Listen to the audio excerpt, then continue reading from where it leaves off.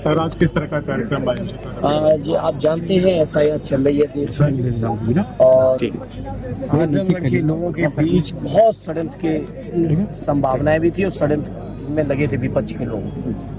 तो हम अपने संगठन के साथियों के बीच चर्चा कर रहे थे SIR को लेकर और बहुत शानदार काम किया आजमगढ़ के संगठन के साथियों ने। SIR में बहुत मेहनत की है और बचे हुए दिनों में भी अपने संगठन के साथियों से यही अपील कर रहे हैं, जागते रहना। तो बहुत बेईमानों से मुकाबला है। 2027 में चुनावी चुनौतियों के बारे में कुछ बहुत ऐतिहासिक चुनाव में ऐतिहासिक जीत होगी समाजवादी पार्टी की, क्योंकि आजमगढ़ के लोग तो विपरीत से विपरीत परिस्थितियों में 100% रिजल्ट देते रहे। अगले चुनाव तो बहुत अलग तरह का होने जा रहा है। एक तरफा लहर होगी PDA की, माननीय अखिलेश जी के नेतृत्व। सर, जिस तरह से बीजेपी की साजिश चल रही है SIR के बाद आजमगढ़ में क्या स्थिति रहेगी? साजिश बेनकाब करी है कुछ साथियों ने आपके बीच से भी, जिन साथियों ने की उनको भी धन्यवाद, और हमारे संगठन के पदाधिकारियों को धन्यवाद जिन्होंने बीजेपी के बस्ते पकड़े हैं, गांव-गांव बस्ते पकड़े हैं, जो फॉर्म 7 के बस्ते लेके घूम रहे थे, एक ही साइन से एक ही राइटिंग में, उसको भी पकड़ने का काम किया। और आजमगढ़ के बहुत जागरूक साथी हैं। सर, फॉर्म 7 पकड़ने के बाद कोई कार्रवाई फिर या फिर उसका निराकरण हो गया पूरा? नहीं, आयोग ने एक फैसला जरूर लिया है कि खुद या परिवार का कोई व्यक्ति फॉर्म 7 की अपील कर सकता है, बाकी कोई नहीं।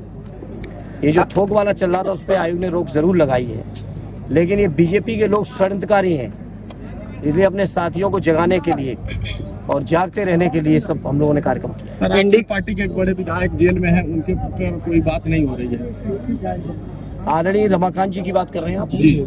निश्चित तौर पे, चाहे आदरणीय रमाकांत जी हो, चाहे आदरणीय आजम साहब हो, चाहे हमारे इरफान सोलंकी साहब रहे हो, हमारे नायद हसन हो, दीपक यादव जी हो, रामेश्वर जी हो, और समाजवादी पार्टी के लगातार लोगों के खिलाफ षड्यंत्र करने का ये बीजेपी के लोग काम करते रहे। लेकिन अब तो हम लोगों ने सब संघर्ष झेल लिए, 9 साल से ज्यादा हो चुके हैं। अब तो संघर्ष खत्म होने के दिन आ रहे हैं। जनता का आशीर्वाद लेके हम लोग सारे संघर्षों को खत्म करेंगे और उत्तर प्रदेश के अंदर लोकतंत्र की महान परंपराओं की जो सरकार होनी चाहिए वो माननीय अखिलेश जी के नेतृत्व में चलेगी। 27 कैसा होगा सर इस बार? ऐतिहासिक चुनाव होने जा रहा है और ऐसा चुनाव होगा कि बीजेपी का कहीं पता भी नहीं चलेगा। इंडिया गठबंधन साथियों को क्या जीत का मंत्र दिया है 27 के? निश्चित तौर पे सबसे पहली जिम्मेदारी SIR है, क्योंकि अब बीजेपी के लोग जनता में रीति नीति कार्यक्रमों से चुनाव नहीं जीत सकते।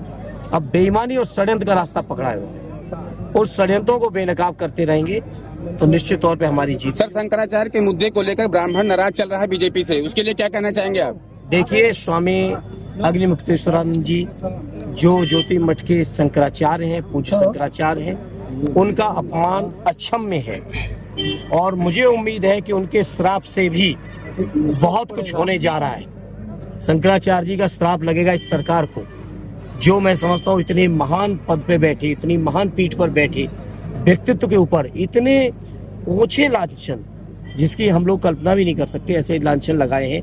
तो ये बेनकाब हो रहे हैं। जो लोग पहले हमारे मुसलमान भाइयों का विरोध करते थे, हमारे PDA के लोगों का विरोध करते थे, अब तो देख रहे हैं कि ब्राह्मणों को भी नहीं छोड़ रहे हैं। अब तो सनातन की जो सबसे बड़ी पीठ है उनको भी नहीं छोड़ रहे हैं। तो ये जो घमंड है बीजेपी के लोगों का, ये घमंड इनको चकनाचूर कर। क्या ब्राह्मण 27 में समाजवादी के साथ हो सकता है? बिल्कुल होना चाहिए, बिल्कुल होना चाहिए। शंकराचार्य जी के अपमान को मैं नहीं समझता कि कोई सनातन मानने वाला केवल ब्राह्मण ही की बात क्यों करना। जो सनातन में विश्वास करते हैं वो लोग बर्दाश्त और स्वीकार नहीं करेंगे।